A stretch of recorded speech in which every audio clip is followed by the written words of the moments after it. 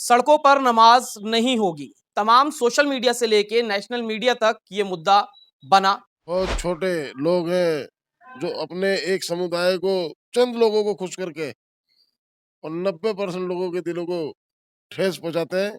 उनकी मैं निंदा करता हूँ। छोट भैये जो छोटी सोच के लोग हैं वो इस चीज को तय नहीं करेंगे कि मीट खाने वालों को अलग रखा जाए।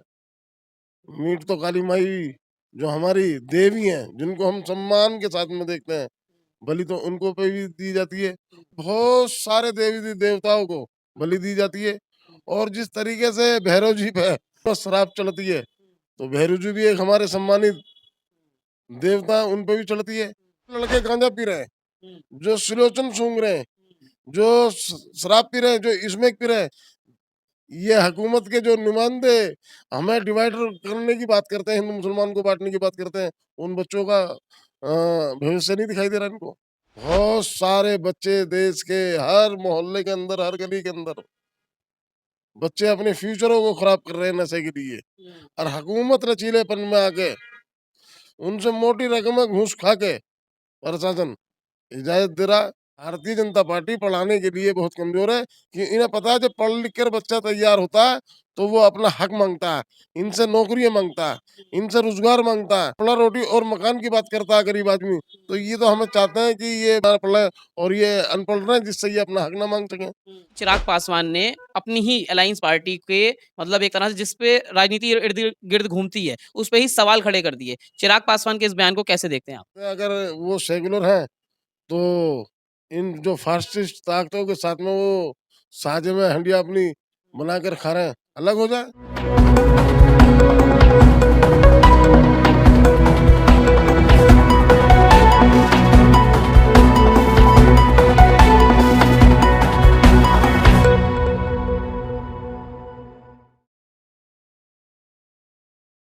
सड़कों पर नमाज नहीं होगी। तमाम सोशल मीडिया से लेके नेशनल मीडिया तक ये मुद्दा बना। तमाम राजनीतिक जो नेता हैं उन्होंने इस पे राजनीतिक रोटियां सेकी। ईद भी हुई, सड़कों पे नमाज भी हुई। मेरे साथ खास जो आप स्क्रीन पे मेहमान देख रहे हैं, हाजी अफजाल, जो कि सीलमपुर के अंदर एक नेता बतौर काम कर रहे हैं, जनसेवी हैं। क्योंकि दिल्ली का उत्तर पूर्वी क्षेत्र जो है ये सीलमपुर, ये मुस्लिम बाहुल है। आपने देखा होगा हाजी जी, किस तरह से विवादित बयान आए, सोशल मीडिया हो या फिर नेशनल मीडिया, उस पे यही चर्चा रही कि अब सड़कों पे जो नमाज है वो नहीं होगी। और इसी को लेके बड़े-बड़े मंत्री तक ये विवाद कर रहे हैं, बात कर रहे हैं। जो बड़े-बड़े न्यूज़ चैनल्स हैं, उस पे ये बात हो रही है। लेकिन आज ईद की नमाज सुबह हुई और सड़कों पे भी हुई। कैसे देखते हैं आप इन जो जिस तरह से बयानबाज़ी करी जाती है और धरातल पर स्थिति ये भी देखी है कि कुछ हिंदू भाइयों ने जब नमाज़ी नमाज़ पढ़ के बाहर आ रहे थे, तो उन पे फूल बरसाए हैं। कैसे देख रहे हैं इस समीकरण को आप? आपके चैनल के माध्यम से पूरे देश को ईद की मुबारकबाद। आने वाली रामनवमी की सबको मुबारकबाद। हनुमान जयंती की सबको मुबारकबाद। ये दुनिया है और दुनिया का जो निजाम कुदरत ने बनाया, ईद है एक गले मिलने का त्योहार है, दिवाली है एक गले मिलने का, मिठाई खाने का त्योहार है, और ये दिल बड़ा करने का त्योहार है। आज हम गंगा जी को जो सम्मान देते हैं, किस लिए देते हैं? और कुदरत ने ये जो गंगा जी को पैदा करा है, किस लिए करा है? गंगा जी की कोख में सबका सम्मान, सबका विकास, जिधर को गंगा जी बह रही हैं, और जो कहते हैं कि हमारी जिंदगियों के अंदर गंगा और जमुना तहजीब होती है, तो जिधर को गंगा जी बह रही हैं वहाँ हिंदुओं का भी खेत आएगा, उसकी भी सिंचाई होगी। मुसलमान का भी खेत आएगा, उसकी भी सिंचाई होगी। सरदार का खेत आएगा, उसकी भी सिंचाई होगी। बौद्धिस्ट का खेत आएगा, उसकी भी सफाई होगी। जिधर को गंगा जी बह रही हैं, जितने भी समुदाय इस देश के अंदर है, सबके से खेत को सिंचाई मिलती है और उस अन्न को हर इंसान देशवासी खाता है। जी। तो ये बहुत छोटे लोग हैं जो अपने एक समुदाय को चंद लोगों को खुश करके और 90% लोगों के दिलों को ठेस पहुंचाते हैं, उनकी मैं निंदा करता हूँ।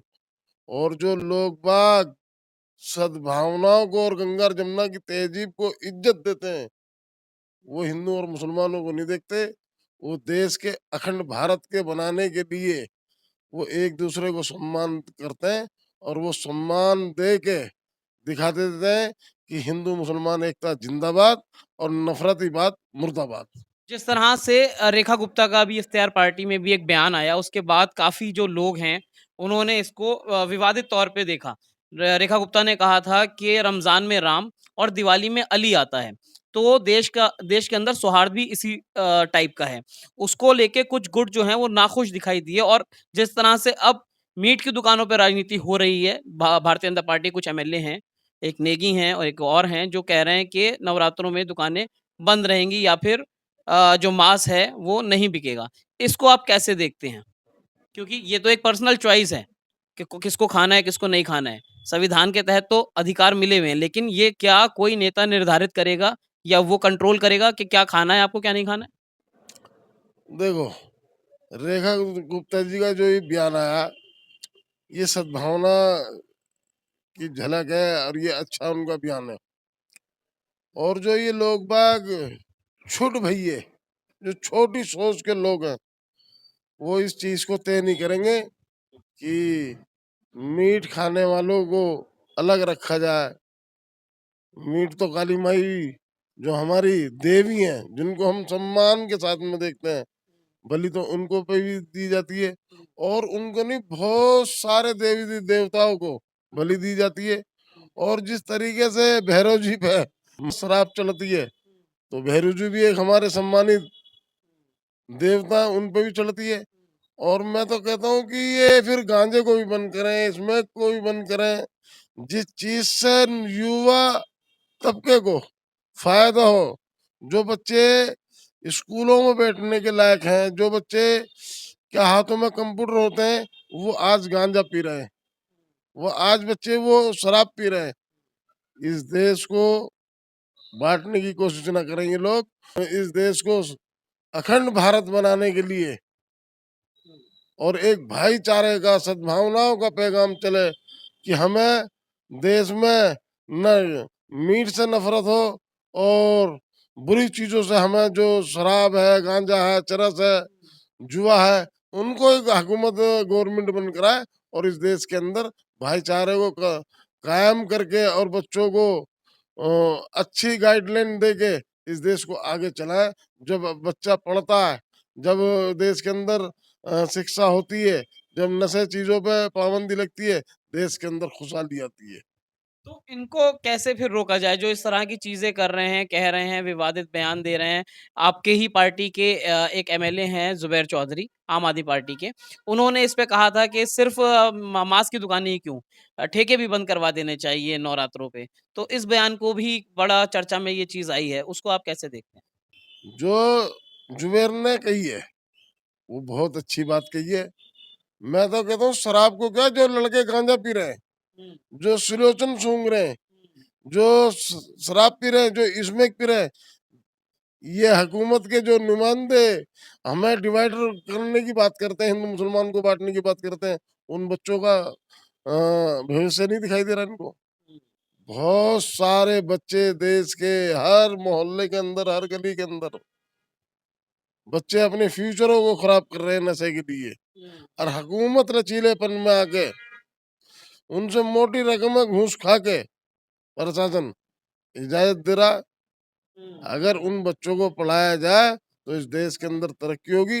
भारतीय जनता पार्टी पढ़ाने के लिए बहुत कमजोर है कि इन्हें पता है जब पढ़ लिख कर बच्चा तैयार होता है तो वो अपना हक मांगता है, इनसे नौकरियां मांगता है, इनसे रोजगार मांगता है, पला रोटी और मकान की बात करता है गरीब आदमी।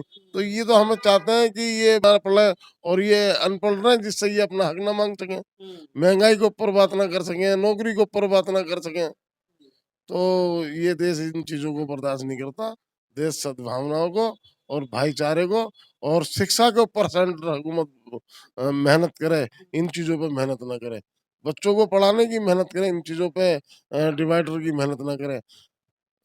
हुकूमत अपने गिरबान में झाँके, इस देश को जो मोदी जी ने नारा दिया था सबका साथ सबका विकास, वो नारा तो अच्छा था, उसे अमल में लाने की कोशिश करें। उसे अमल में लाके उन बच्चों पे और उन परिवारों पे मेहनत करें, जो आज रोटियों से परेशान है, छत से परेशान है, रोज़गार से परेशान है। उन माँ-बहनों की परवाह करें जो आज महँगाई के लिए अपनी रसोई के अंदर खाने के लिए, अच्छा भोजन बनाने के लिए परेशान है। उन महँगाई को कंट्रोल करने की कोशिश करें। जिस तरह से अभी चिराग पासवान ने भी एक नेशनल मीडिया में बैठ के ये बयान दिया, क्योंकि ये जो सड़कों पे नमाज पढ़ने का विवाद है, ये नेशनल मीडिया पे भी चर्चा चल रही थी। तो चिराग पासवान ने कहा कि मैं फूड प्रोसेसिंग मिनिस्टर हूँ। आप इतने बड़े चैनल पे बैठ के मुझसे नमाज की और सड़कों की बात कर रहे हैं, धर्म की बात कर रहे हैं। अच्छा हो कि आप मुझसे मेरे मंत्रालय के बारे में पूछें कि मैंने इतने महीनों में काम क्या किया है। जबकि उनको ये कहा गया कि आप बीजेपी से अलायंस हैं। उसके बाद भी चिराग पासवान ने अपनी ही अलायंस पार्टी के मतलब एक तरह से जिस पे राजनीति इर्द-गिर्द घूमती है, उस पे ही सवाल खड़े कर दिए। चिराग पासवान के इस बयान को कैसे देखते हैं आप? देखो उनकी इन चीज़ों से हम सहमत हैं। वो भी कहीं न कहीं अपनी रोटी सेकने की बात करते हैं। अगर वो सेक्युलर हैं, तो इन जो फासिस्ट ताकतों के साथ में वो साझे में हंडिया अपनी बनाकर खा रहे हैं, अलग हो जाएँ।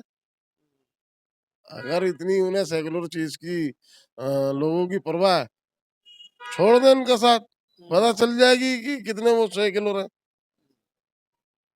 तो अंत में आजी जी क्या संदेश आप देंगे जनता को, दिल्ली और देश की जनता को क्या कहेंगे जो इस तरह से धर्म की राजनीति करी जाती है और जिस तरह से एक भड़काऊ भाषण भी होते हैं जिससे प्रोवोक होती है जनता। क्या कहेंगे उन लोगों के लिए? उन लोगों को सिर्फ़ इतना ही कहना चाहेंगे कि सूरज निकलता है तो सबको लाभ मिलता है, सवेरा होता है तो सबके लिए सवेरा होता है। वो कुदरत को पहचानने वाले बने और अपनी ज़िंदगी के अंदर इंसानियत फैलाकर काम करें, मेहनत करें और इस देश के लिए दुआ करें। जिस तरीके से एक गरीब आदमी अपने वतन से मोहब्बत करके दुआ करता है कि हमारे वतन के अंदर प्यार, मोहब्बत, भाईचारा और इस वतन की हिफ़ाज़त हो। अगर इस वतन की हिफ़ाज़त है तो हमारी हिफ़ाज़त है। इतना ही मैं आपके चैनल के माध्यम से सबको सलाम और आदाब करता हूँ कि इस वतन के लिए दुआओं की ज़रूरत है, डिवाइडर की ज़रूरत नहीं है। बहुत-बहुत शुक्रिया। जो जिस तरह से आपने बातचीत सुनी, कैसे रेखा गुप्ता की बयानबाज़ी हुई, उसके बाद चिराग पासवान ने भी बयान दिया, लेकिन जो सोशल मीडिया से नेशनल मीडिया तक ये चर्चा है नमाज़ को लेके, सड़क को लेके, मंदिर मस्जिद को लेके, कैसे राजनीति इर्द-गिर्द इसके घूमती है, किसको लाभ हो रहा है, चर्चा में क्या कुछ आप सोचते हैं, अपनी राय प्रतिक्रिया कमेंट द्वारा साझा करें। अगली अपडेट के साथ आपके समक्ष फिर प्रस्तुत होंगे। नमस्कार।